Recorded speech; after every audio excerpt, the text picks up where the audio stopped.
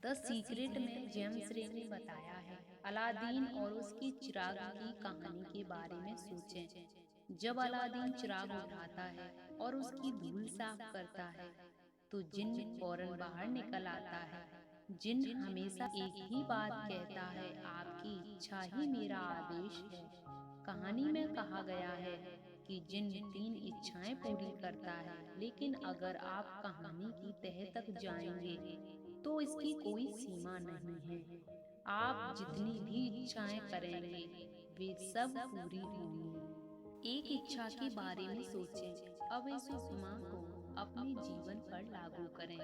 याद रखें, अलादीन को अपनी मनचाही चीज मांगनी होती है, फिर ब्रह्मांड जिन्न बन जाता है। दिए हैं आपका रक्षक देवदूत, आपका उच्चतर स्वरूप। हम इस पर कोई भी लेबल लगा सकते हैं और अपने लिए सबसे अच्छी तरह काम करने वाले लेबल को चुन सकते हैं।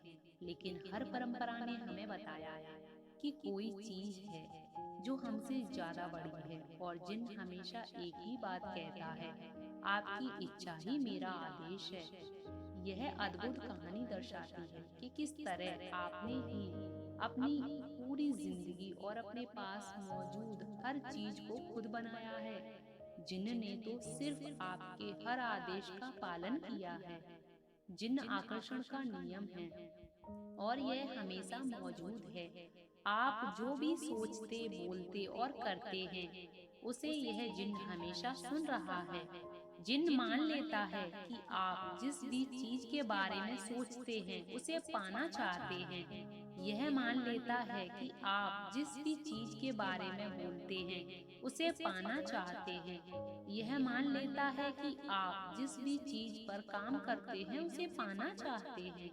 आप ब्रह्मांड के मालिक हैं और जिन्न यहाँ पर आपकी सेवा के लिए मौजूद है।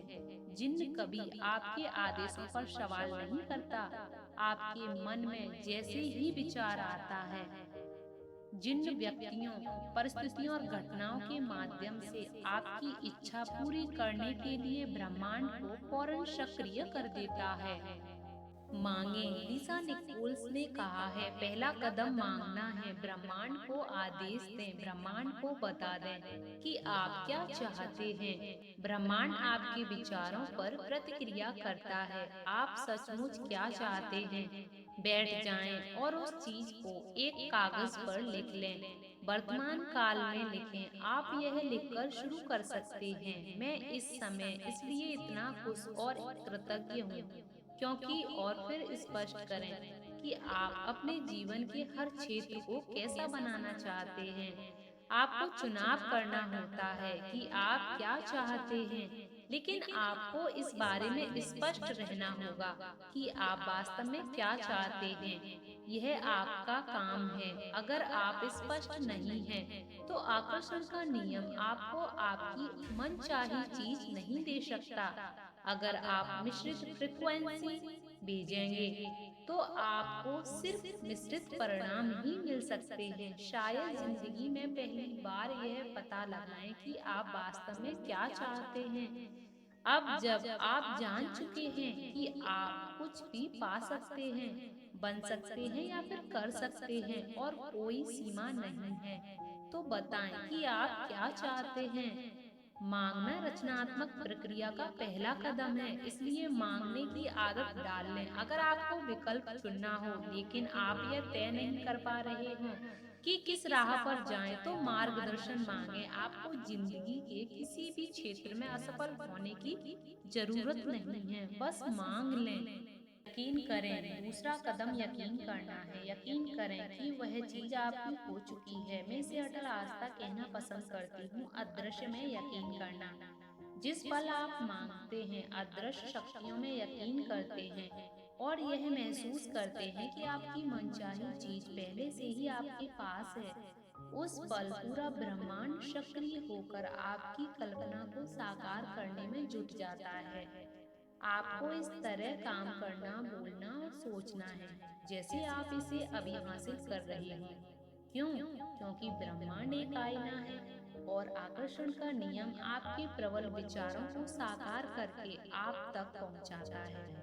तो क्या इसमें समझदारी नहीं है कि आप उसे खुद को पाता देखें? अगर आप यह सोचेंगे कि यह वह चीज आपको अब तक नहीं मिली है, तो आप उस चीज के न मिलने को आकर्षित कर लेंगे। इसलिए आपको यकीन करना होगा कि आप उसे हासिल कर चुके हैं। आपको यकीन करना होगा कि वह चीज आपको मिल चुकी है। अगर आप उन चीजों को, तस्वीरों को अपने जीवन में साकार करना चाहते हैं, तो आपको उन्हें पाने की भावना की फ्रिक्वेंसी ब्रह्मांड को भेजनी होगी। ऐसा करने पर आप तमाम परिस्थितियों, लोगों और घटनाओं को जबरदस्त तरीके से प्रेरित कर देते हैं, जिससे आपको अपनी मनचाही चीज मिल जाए। यह कैसे होगा या ब्रह्मांड उस चीज को आप तक कैसे पहुंचाएगा, यह चिंता करना आपका काम नहीं है। यह तो ब्रह्मांड का काम है, उसे अपना काम करने दें। जब आप यह पता लगाने की कोशिश करते हैं कि यह काम कैसे होगा, तो आपके द्वारा भेजी जाने वाली फ्रिक्वेंसी में आस्था का अभाव होता है। इससे लगता है कि आपको यह यकीन नहीं है कि वह चीज पहले से ही आपके पास मौजूद है। आपको लगता है कि यह काम भी आप ही को करना है, और आपको इस बात पर यकीन नहीं है कि ब्रह्मांड उस काम को आपके लिए अपने आप कर देगा। रचनात्मक प्रक्रिया में कैसे के बारे में सोचना आपका काम नहीं है। पाएं, प्रक्रिया का तीसरा और आखिरी कदम है पाना। इसके बारे में अच्छी भावनाएं महसूस करें, उसी तरह महसूस करें जिस तरह आप उस चीज को पाने के बाद महसूस करेंगे। इसे अभी महसूस करें। इस प्रक्रिया में अच्छा महसूस करना और खुश रहना महत्वपूर्ण है, क्योंकि अच्छा महसूस करते समय आप खुद को उसी फ्रिक्वेंसी पर रख रहे हैं जिस पर आपकी मनचाही चीज है। एक बार मांगें, फिर यकीन करें कि आप उसे पा चुके हैं, और फिर अच्छा महसूस करके उसे पा लें। जब आप अच्छा महसूस करते हैं, तो आप पाने की फ्रिक्वेंसी पर हैं। आप सारी अच्छी चीजों को अपनी ओर लाने की फ्रिक्वेंसी पर हैं, और आपको मांगी हुई चीज मिल जाएगी। जाहिर है, आप सिर्फ वही चीज मांगेंगे जिसके मिलने पर आपको अच्छा महसूस हो, है ना? इसलिए अगर आप खुद को अच्छा महसूस करने की फ्रिक्वेंसी पर ले आते हैं, तो आप उसे पा लेंगे। खुद को उस फ्रिक्वेंसी पर पहुंचाने का एक तेज तरीका यह कहना है कि मैं इसे अभी पा रहा हूँ। मुझे अपने जीवन में तमाम अच्छी चीजें इसी समय मिल रही हैं। मैं यहाँ अपनी इच्छाएं हैं, उन इच्छाओं के बारे में बोलें। इसी समय पा रहा हूँ, और मिलने की भावना को सचमुच महसूस करें। इस तरह महसूस करें जैसे आपने उस चीज को वाकई में पा लिया हो, और ब्रह्मांड को धन्यवाद करना ना भूलें। आप प्रार्थना में जो भी मांगेंगे, यकीन करने पर उसे पा लेंगे। जिन भी चीजों की आप इच्छा करते हैं, जब आप प्रार्थना करते हैं और यकीन करते हैं कि